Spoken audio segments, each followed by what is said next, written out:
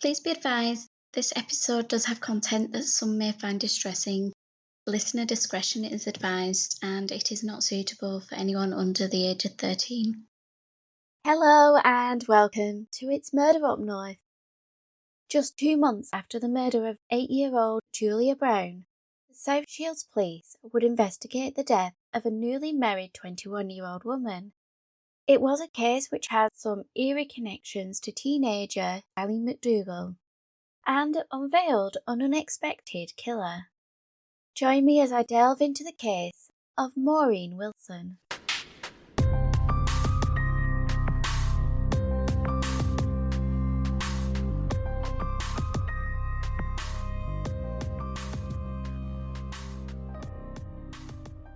One of the 5 children of George and Ina Dalton, Maureen was living with her family on Rembrandt Avenue in the Whiteleys area of South Shields.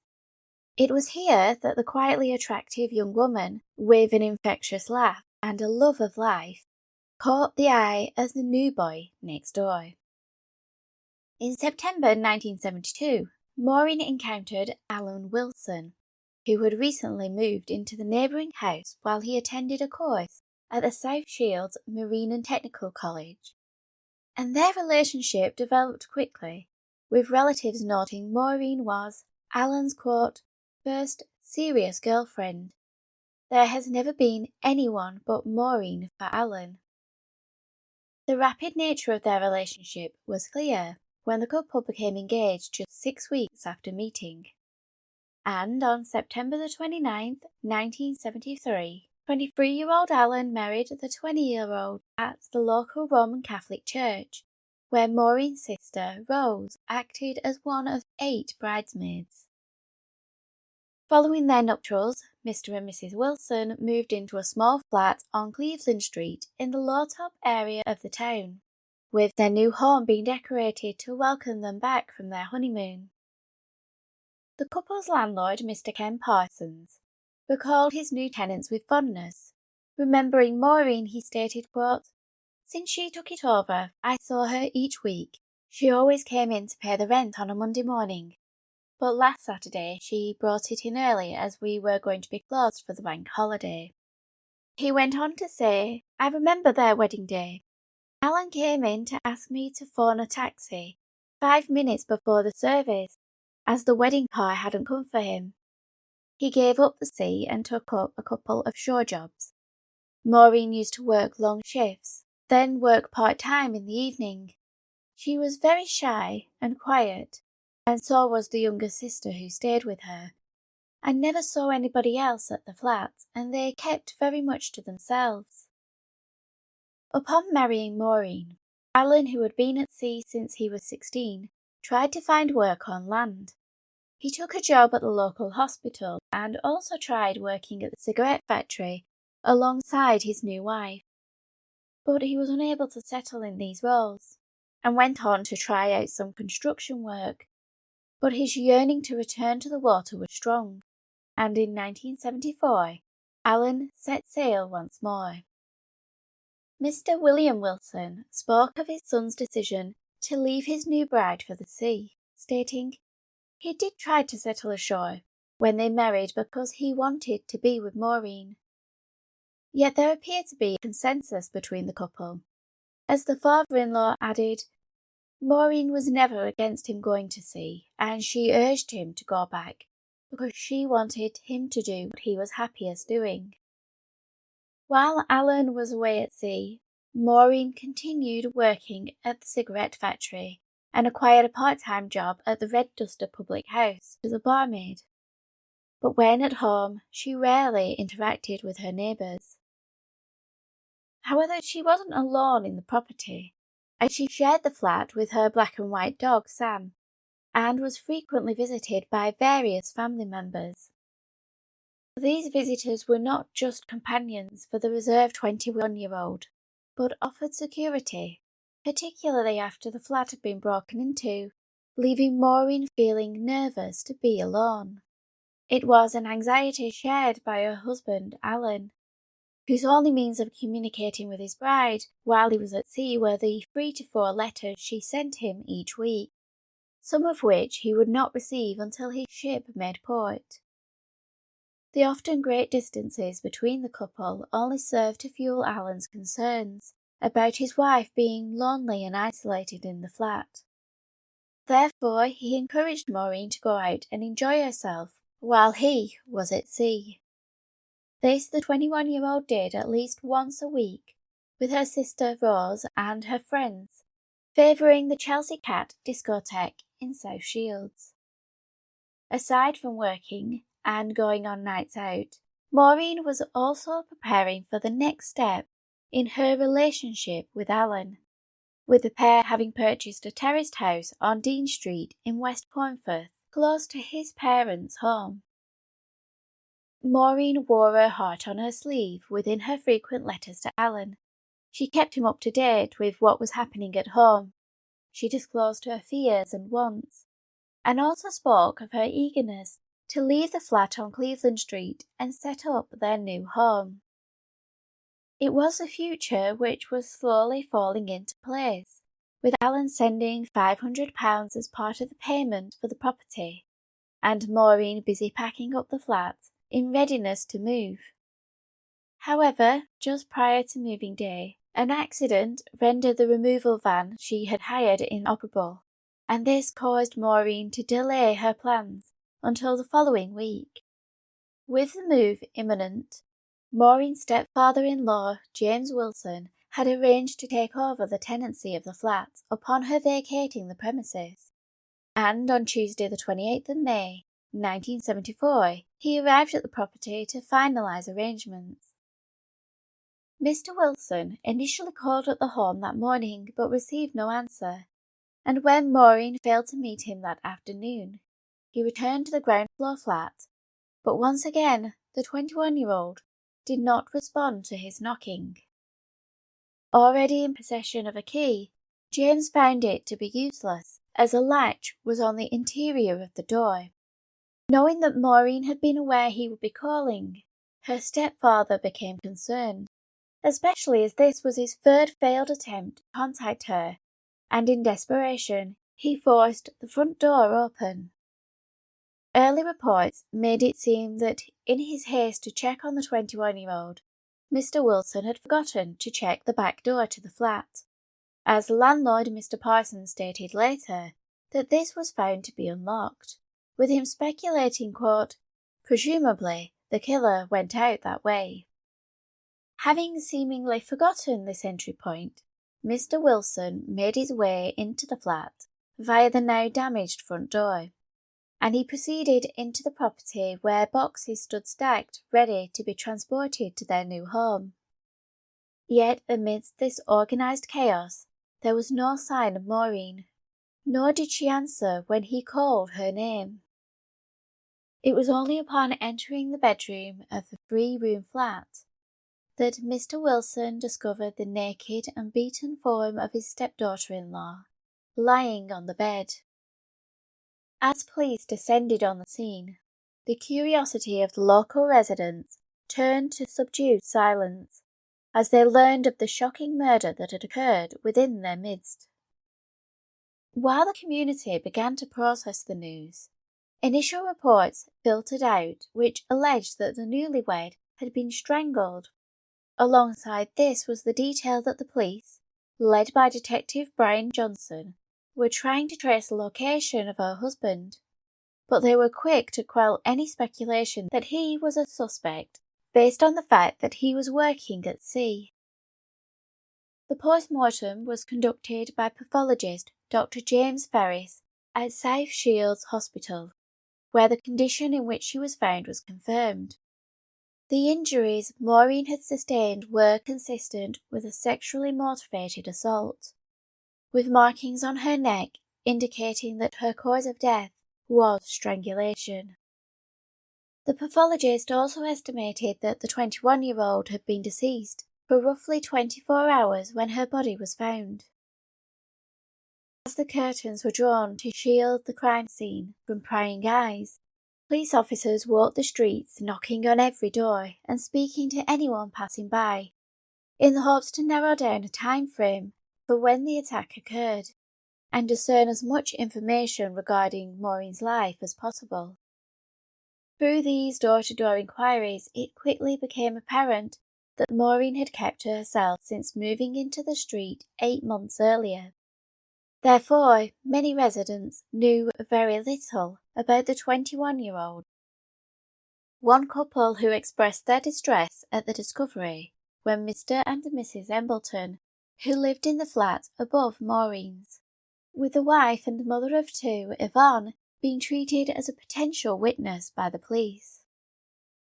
It was reported that she had been escorted into the 21-year-old's flat, and upon leaving she was said to be very distressed. As her husband Tom told the press, she is in a terrible state and can't talk about it, going on to confirm that, like others in the street, they, quote, didn't know the couple much, they hadn't been here long. It would be revealed later that the police had shown Yvonne the body of her young neighbour, an experience she had retold to Mr. Parsons, the flat's landlord, with him stating that the distraught woman had told him Maureen had bruising on her head and chest. While Mrs. Embleton recovered from the shock of what she had seen, other neighbours would talk to the papers, many of them echoing the sentiment that they knew little about the deceased woman, although they did recall the home being decorated for the couple upon their return from their honeymoon. Another resident would state, "We hardly saw her. She apparently worked shifts at a local factory and kept very much to herself." Although these neighbours were unable to elaborate on who Maureen was on a personal level, many were able to note the 21-year-old's movements, with them noticing her solitary figure making her way to and from work, or returning from a shopping trip burdened with bags. Maureen was also observed walking her black and white dog Sam, an animal which helped provide a clue for the police. Mr. and Mrs. Embleton informed officers that from their flat, situated above Maureen's, they would often hear the dog bark whenever anyone visited. It was a detail confirmed by the deceased woman's 17-year-old sister Rose, who, despite being a frequent guest, would find herself on the receiving end of the dog's barking. Yet it was noted that on the night the murder occurred, Sam was silent, suggesting that the killer may have been someone the animal had been familiar with, and in turn, potentially an individual known to Maureen. Rose provided police with other details which alluded to the possibility that Maureen may have been targeted previously. As the young sister explained, following a break-in at the flat, which had occurred a couple of months prior, she had begun staying with her older sibling on a night. The break-in to the property was discussed by neighbours in the aftermath of the murder, with one stating that burglaries were rare, while another, reacting to Maureen's death, said, quote, "Money had been taken from tills in shops, but generally this is a quiet area. Everybody knows everyone else. People often leave their front doors open because they are so trusting. There are a lot of old folks in this area who have lived here for many years. Everyone has been shocked by this, and people will be locking their doors in the future." Police and the press continued to garner further information via Maureen's blonde-haired, blue-eyed sister Rose, who provided them an insight into the life of Maureen Wilson, whom the teenager described as being a special sister, with the pair being extremely close. Going on to describe how, despite not being well known to her neighbours, Maureen was a popular young woman elsewhere, and was a person who maintained certain standards with regards to her conduct. This comment was likely made to rule out any suggestion that her sister's death was through any supposed impropriety, such as an affair or illicit activities. A statement reinforced by Rosie's recollection that Maureen, quote, "never drank anything more than a Coke, and she hated smoking. She used to say it was a dirty habit." The 17-year-old would then go on to describe the moment she learned of her sister's death, recalling, "I was at work when a policeman came and asked me if I stayed at the flat the night before. Then he asked if my sister took drugs. I told him that was ridiculous, as she wouldn't even smoke cigarettes.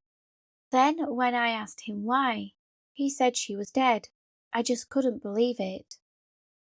Alongside the shock and grief of learning of her sister's demise, the younger sibling also had to contend with the question of what if. As she told the press, "Normally, I would have been there, but I got home late, so my mother said just to stay at home. Maureen had been babysitting for my parents, and my dad came in and said, 'It's all right, I've seen the bairn to the bus.'" George Dalton had walked his daughter to a bus stop on Whiteley's Way, just a few streets away from where Eileen McDougall's family resided, and just over 3 miles south of Maureen's flat in Law Top. Incidentally, Cleveland Street, where the 21-year-old dwelt, stands in the same row of terraced houses as Urfa Terrace, where Eileen's sister Elizabeth lived. However, there is no indication that Maureen was acquainted with the McDougalls, and in 1974, while Eileen's family wondered where their 17-year-old daughter was, Maureen's family wanted to know who had murdered their loved one.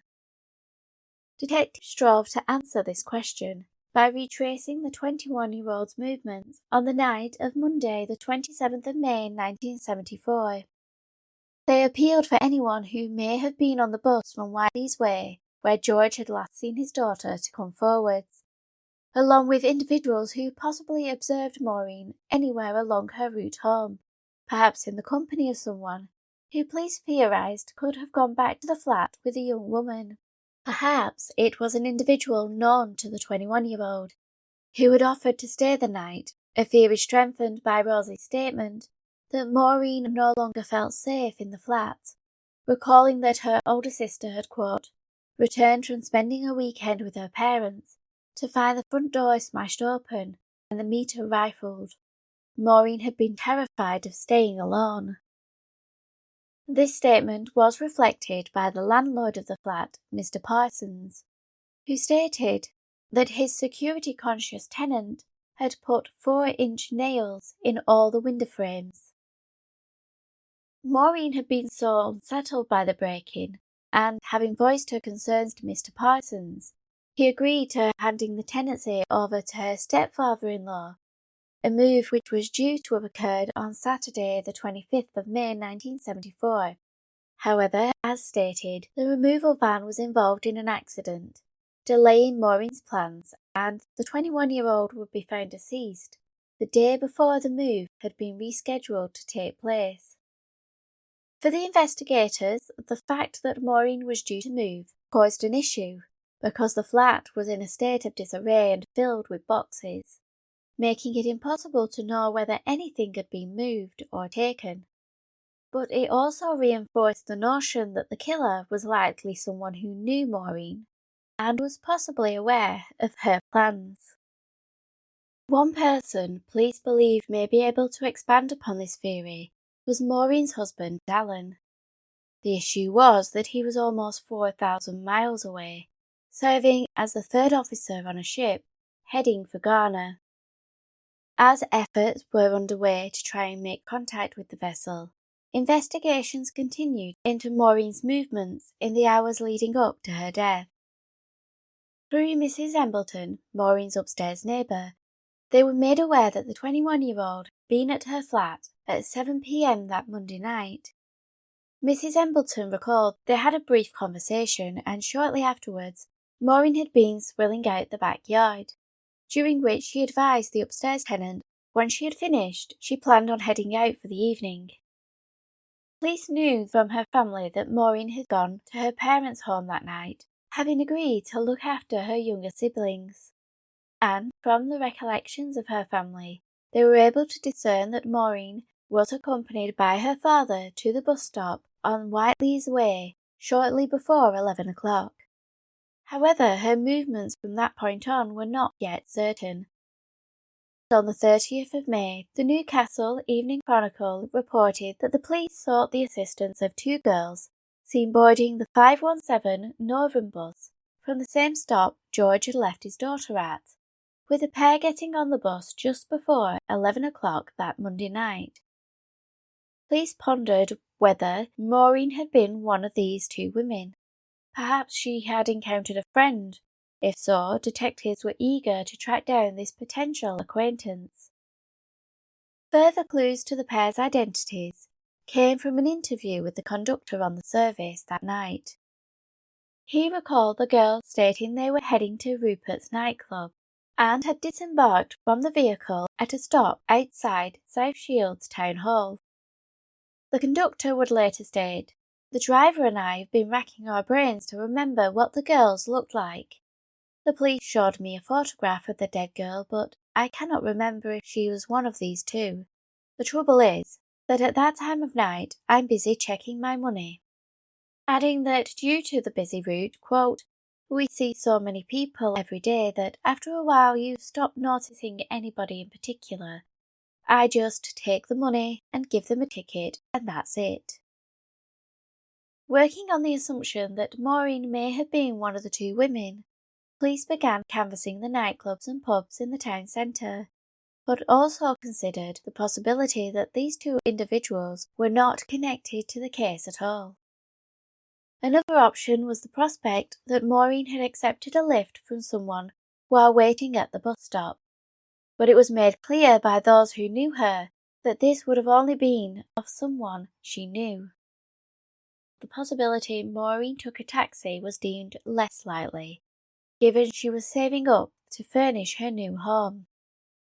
Alternatively, Maureen had boarded the bus but wasn't one of the two young women.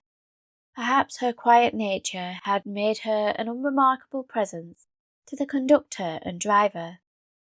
Had she boarded the vehicle, Maureen would have remained on the service as it travelled from Whiteley's Way, passing along Bolden Lane, Stanhope Road, Chichester Road, Westall Road, and Fowler Street, until it reached her stop at Keppel Street in the town centre, from where Maureen would have undertaken the 5-minute walk to her flat.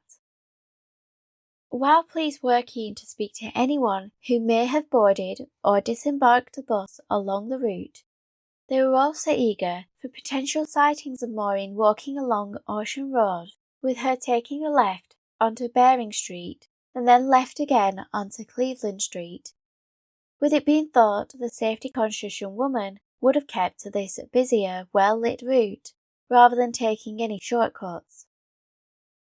As investigators continued to delve into Maureen's unknown movements in the 18 hours between her last sighting and her body being found, it was confirmed that her husband of 8 months had been contacted and was flying home to speak to detectives. They were particularly interested in the frequent letters Maureen had sent to Alan while he was at sea, hoping they yielded a clue to the killer, with Detective Superintendent Johnson stating, "We are looking very much to the husband, who may be able to give us some interesting information, and we are anxiously awaiting his return to this country. Her husband knows all about her friends, associates, and movements." The detective also advised that they had pieced together some of Maureen's activities on the night of her death. It was confirmed that among the quartet of passengers on the bus from the Whiteley's estate, one female witness had come forwards to state that a young woman, approximately 20 years old, with brunette hair, had boarded the bus at Whiteley's Way and departed the service in the town centre. Given the description provided, police believed this was likely Maureen. However, the lead detective warned there was still work to do, stating, "Our priorities now are in finding out what happened in the early hours of Tuesday morning," adding, "Somebody must have seen something, someone must have arrived home late, and this is the sort of thing we want to know about." DS Johnson informed the press that they believed that the killer was someone local and familiar with Maureen, with them focusing on speaking to friends and family who may hold the key to the individual's identity. With regards to the attack, the officer disclosed that Maureen was found in a situation which suggested a sexual assault had occurred, but there was no signs of a struggle implying the attacker had taken her by surprise. D.S. Johnson also added that a ligature had been used to strangle the 21-year-old. However, whatever was used to carry out the strangulation had not yet been identified. As the discussions with her family and friends progressed, police learned that Maureen had changed her plans that night. It was revealed she had initially intended on going out with friends, but had become preoccupied with preparing for her move and was running late. Despite this, she had gotten changed into a suede jacket trimmed with white fur, a dark skirt, black shoes and black tights, and had made her way to her friend's home, only to find they had already left. With her plans scuppered, she decided to head to her parents' home to babysit instead. Mrs. Barbara Bird, Maureen's best friend, disclosed that the desire to go out at night to the various clubs in the town was a recent development, with the friend, who also worked alongside the 21-year-old at the Red Duster pub, recalling, quote, "Maureen's husband told her to go out a bit more while he was at sea, but she never bothered much until about 4 or 5 weeks ago. She started going to the Chelsea Cat regularly after that, but she seemed a bit ashamed about it, as though it was not the right thing to do, and would tell me about it in a whisper. She never told any of the other barmaids."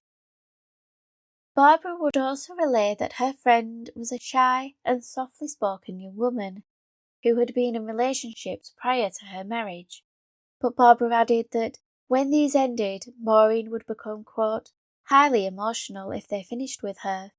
Sometimes she would be carrying pint glasses on a tray in the pub, with tears streaming down her face." The friend concluded by dispelling any suggestions Maureen had met someone while clubbing, pointing out that not only was she happily married and loyal, but Maureen wasn't the type to form casual relationships.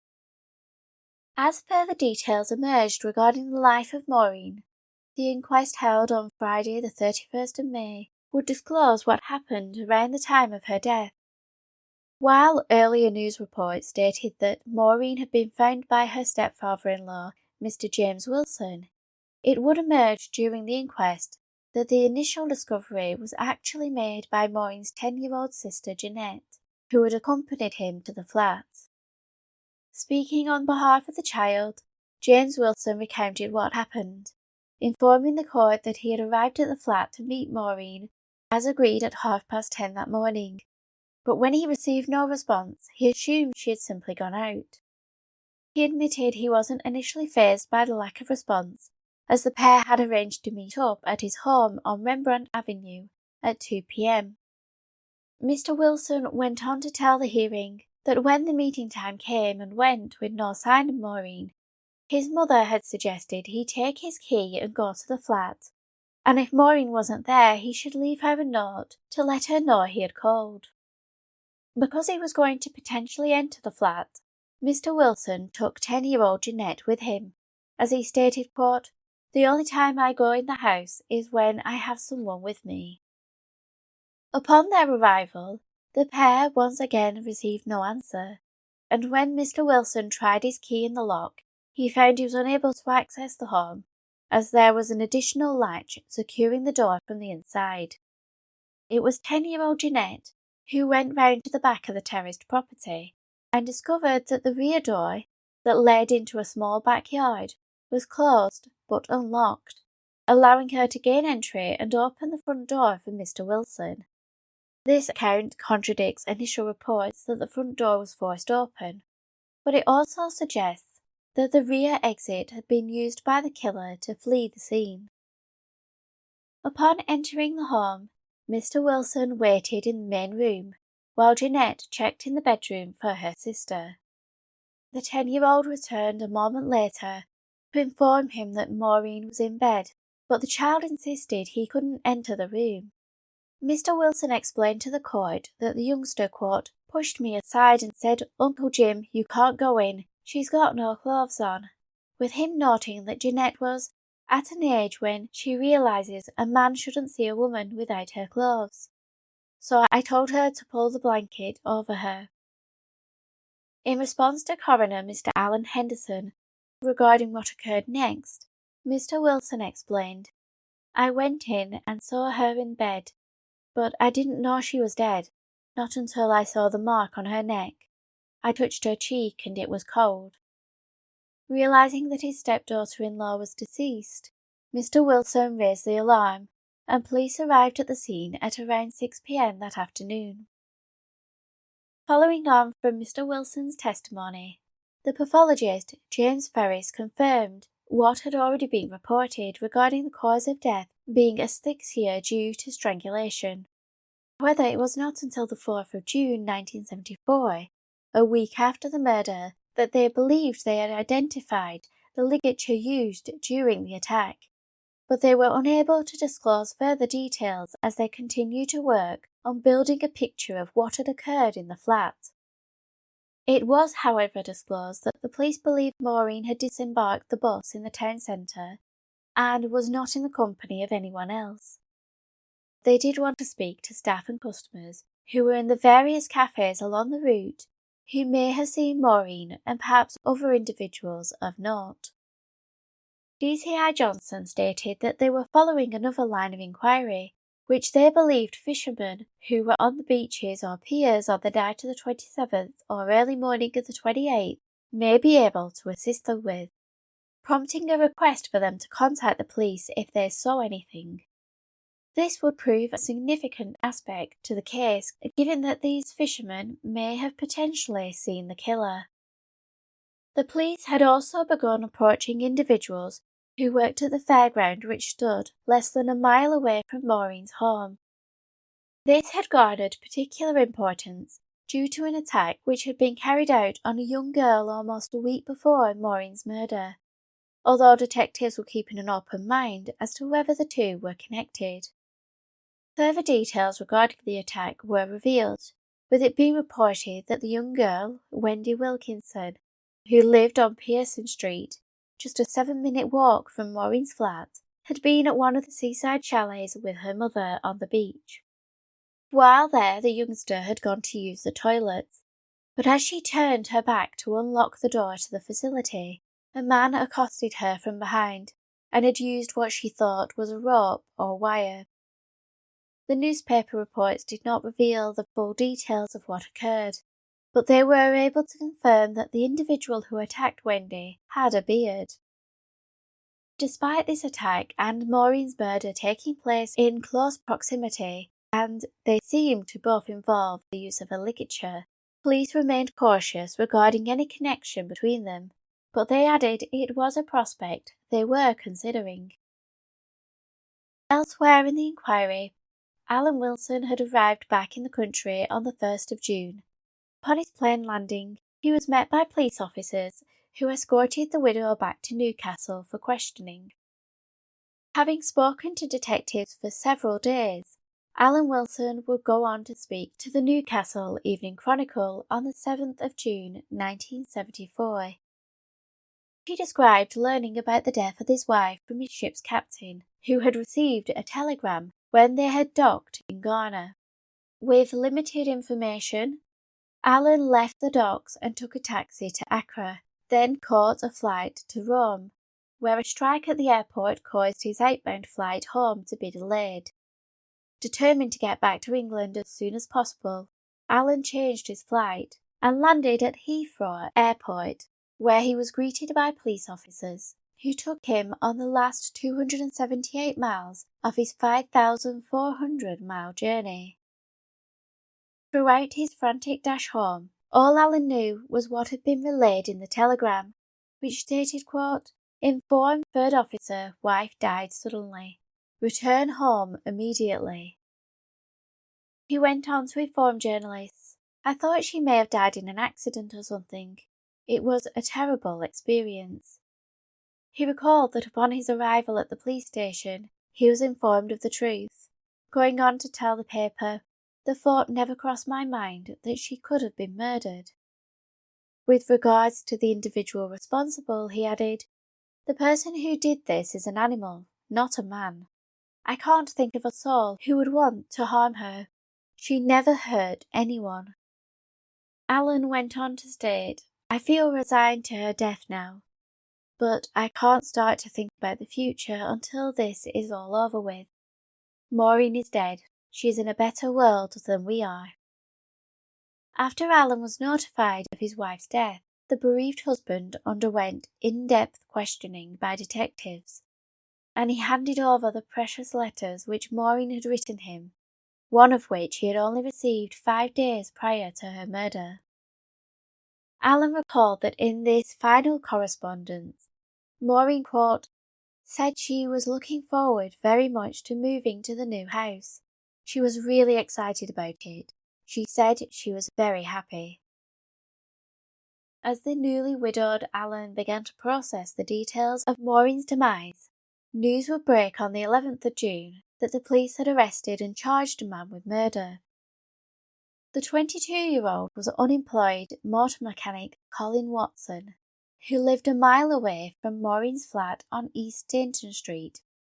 Incidentally, this is less than 200 feet away from where 8-year-old Julia Brown, who had been murdered 2 months prior, resided.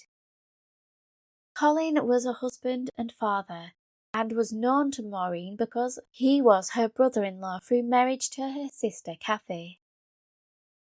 Having been arrested outside the Social Security building in South Shields, Colin was questioned and charged with the murder, with him being placed on remand in Durham Prison. While he sat in a cell awaiting trial, Maureen's loved ones gathered to say their final farewells at St. Oswald's Roman Catholic Church in Whiteleys, where just 8 months prior, the 21-year-old had started her married life. Colin Watson appeared at Newcastle Crown Court, charged with the murder of his sister-in-law, during which his plea of guilty of manslaughter on grounds of diminished responsibility was accepted.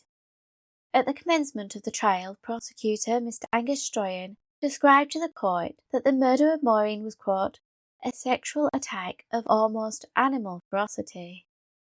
The prosecutor went on to lay out the circumstances which occurred leading up to the crime taking place.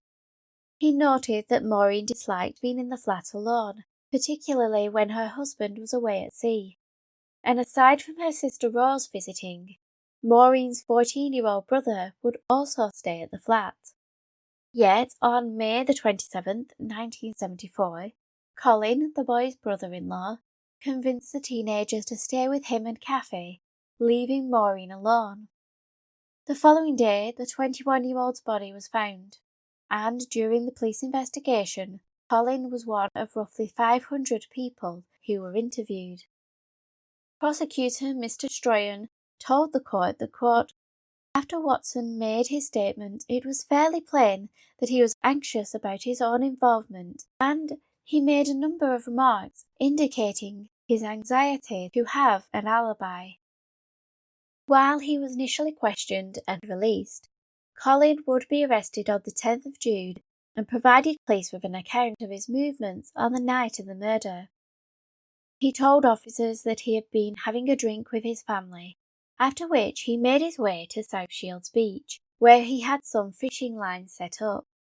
The beach wasn't far from the flat on Cleveland Street, where he knew that Maureen was likely home alone, and so he opted to visit her. He alleged that once there, the pair became intimate, after which they entered into a conversation regarding the house move. But soon this escalated into an argument, with Colin claiming, quote, she said she didn't like me running around after other girls. We started arguing and she began to get out of bed. He went on to claim that as she went to walk away, he grabbed hold of her and put his arm around her neck, but as he did so, she started making a peculiar noise. Colin proceeded to state, I shoved her face into the pillow to stop her making a funny noise. Then I got frightened because she gurgled. Her head then fell over the bed beside the electric clock. I pulled the plug off the clock and wrapped the wire around her neck and pulled it tight.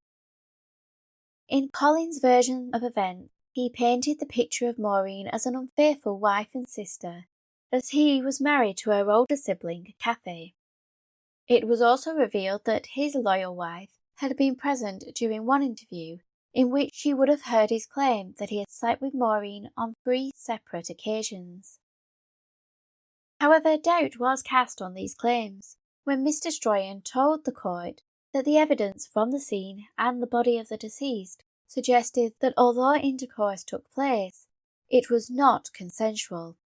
He also pointed out that the force used to strangle Maureen had caused the electrical cord to snap. The court also heard that following the murder, Colin had made efforts to cover up his crime. He wiped down the electrical cord using Maureen's nightdress in order to remove any fingerprints and proceeded to burn items from the flat, including clothing. Despite his efforts to destroy all traces, forensic teams were able to determine that evidence recovered from the flat and body could be linked to articles of clothing belonging to the defendant. While the prosecution presented a picture of a potentially premeditated attack, with deliberate attempts made by Colin to conceal his crime, the defence, led by Mr. Humphrey Potts QC, would use psychiatric reports to suggest that the 22-year-old experienced uncontrollable sexual urges. They produced statements garnered from various women who had sexual encounters with Colin, with them describing the act being, quote, of a forceful nature. The women went on to explain that his forcefulness was often combined with violence. This was substantiated by 2 witnesses who recalled him tightening his hands about their throats.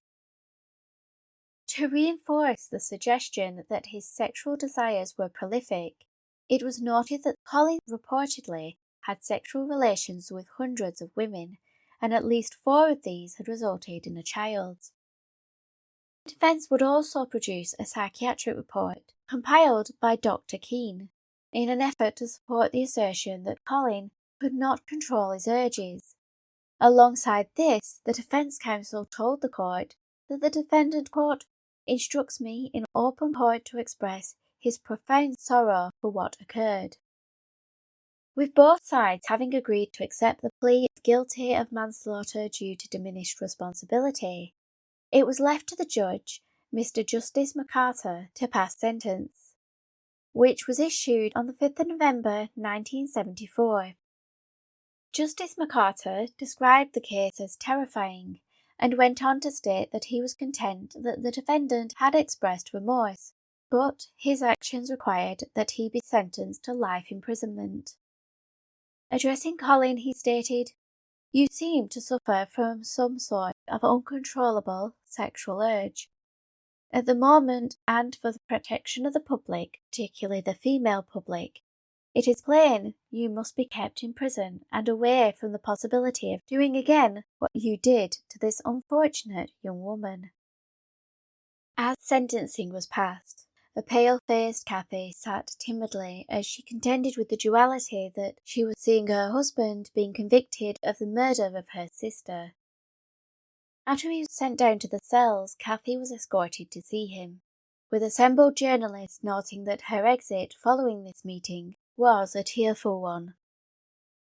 Maureen's loved ones were forced to contend with the devastation Colin Watson left in his wake. But who was this man who had seen the happy union of his sister-in-law, a woman he had known for several years, only for him to destroy that joy 8 months later? First, let me just add, throughout this case I have found connections to the Eileen McDougall case. These coincidences don't mean that Colin knew Eileen or had anything to do with what happened to her. However, they seem too eerie not to mention. For instance, Maureen's flat on Cleveland Street was just a 3-minute walk away from Urfa Terrace, where Eileen's sister lived. And Colin, the blue-eyed, blonde-haired son of Andy and Joan Watson, was born on HS Edward Street, which is the last place Eileen was seen alive. However, I cannot say whether the family resided there at the time of the teenager's disappearance in 1970. It is known that by the time of the trial in 1974, Colin's parents had moved from HS Edward Street, with theirs being one of many houses earmarked for demolition. and over the ensuing years, houses on the street were emptied and boarded up, with the final property being demolished in 1981. Prior to moving, it seems that the Watson family home on HS Edward Street was a crowded one, with Colin having an older brother and 3 younger siblings. The family were considered to be likeable, hard-working and respectable. His father, Andy, a quiet yet dedicated man, had initially worked as a coal miner before going on to set up his own greengrocers. Meanwhile, as a child, Colin participated in various groups, including the Cubs and the Boys Brigade, and once old enough he also frequented the local youth clubs. He was, according to his parents, a happy and helpful child who was apparently wonderful with his hands. This he demonstrated through his love of mechanics and model making, with him constantly building models or dismantling his bike to reassemble it. Colin also proved he was willing to risk his own safety to help others, when at the age of 12 he rescued a drowning girl at Bolden Ponds. As an adult, he would carry out another heroic act, when he helped rescue a neighbour from a burning house. While he was willing to carry out these outstanding acts of bravery, Colin was also known to do the little things to help others around him, including fixing cars or carrying out odd jobs.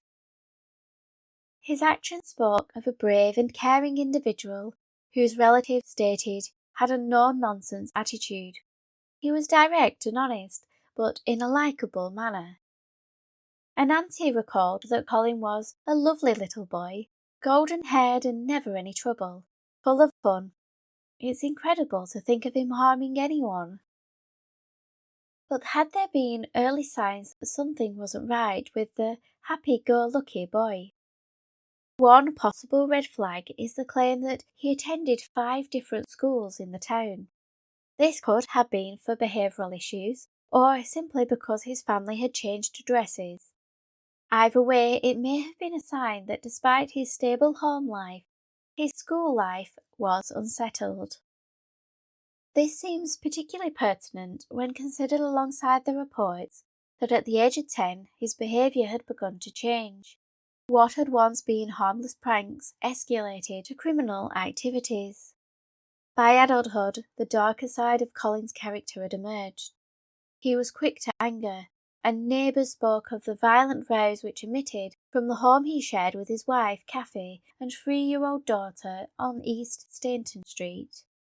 These were described as frighteningly noisy, with one neighbour speaking of Kathy stating, "His wife was just a little thing, and she seemed really frightened of him. It's her we feel sorry for." Aside from these allegations of domestic disturbances in the home, Colin also continued with his criminal activities, with him celebrating his 21st birthday in prison, from where he was released just months before the murder. As such, he was still on parole. For his father, Andy, Colin's behaviour had always been a concern, and in the aftermath of Maureen's death, he tried to push away the intrusive thought that his son may have been responsible. The fretful father would lie awake at night, worrying over the notion, and every day the beleaguered man headed to his grocery store, and would be privy to the speculation of his customers as they spoke of the monster that had killed Maureen. Andy became increasingly aware that he was not alone in his fear that Colin was responsible, with him telling the Newcastle Journal, "I never tried to hide the fact that it was my son they were all talking about. There wouldn't be much point. My instincts told me he had done it. We kept praying we were wrong and that he'd be cleared." For 2 weeks, Andy struggled to square in his mind that his son was a murderer. That was until Colin's arrest. As the father recalled, "When the police came for his clothes, we knew it was imminent." Colin visited us on the day before and was very quiet, but he never told us anything about what happened, until I saw him in the cells. It would emerge that even Colin knew his time was running out, as he had reportedly begun to discard and give away his belongings, including his beloved collection of tropical fish, which occupied an entire room of his flat. Colin would be apprehended outside the Social Security office in South Shields, a very public arrest which meant news reached his family long before the police notified them officially. To Andy's surprise, many of the calls they received later at his home consisted of offers of support, not for Colin, but for those around him who had to face the consequences of his actions. Reflecting on these conversations, Andy stated, "It's amazing how kind people can be. You really find out who your friends are." While his father reflected on how the family were received by the community, his mother Joan contemplated how her happy-go-lucky little boy had become a killer. She acknowledged that he had a criminal past, but also stated that his struggles to find and stay in a job often compounded his behaviour. She noted that his criminal record often stood in his way, recalling that with 2 jobs the employer let him go upon learning that he had been in prison. Joan had hoped that finding love would bring a change to her son, stating, "We thought he would settle down after marriage to Kathy. They knew each other from school days. He worked hard and did all sorts in their flat. He was always busy with his hands and would do anything for anyone." Her husband, Andy, reflected on the ever-changing emotions that filled their family, stating, "It's been a terrible experience, but even worse for my wife. I don't suppose she'll ever get over it. We have gone over and over in our minds what went wrong. Why did it happen?" Addressing the opinions others had of his son, Andy stated, "People talk about him having a violent temper, but I wouldn't agree. He was a bit quick-tempered, very direct, and would say exactly what he thought. But this was something people admired about him. He is a great personality." The manner in which Colin is described by those who knew him presents a Jekyll and Hyde character. While some recall the hot-tempered, violent criminal, others speak of a man who was willing to go out of his way to help others. It was this latter side of his personality that endeared Colin to his sister-in-law Maureen. He often spent time with her while Alan was away at sea, helping her do odd jobs or simply keeping her company, particularly after the break-in at her flat that caused her to fear being alone. Maureen had known him for several years.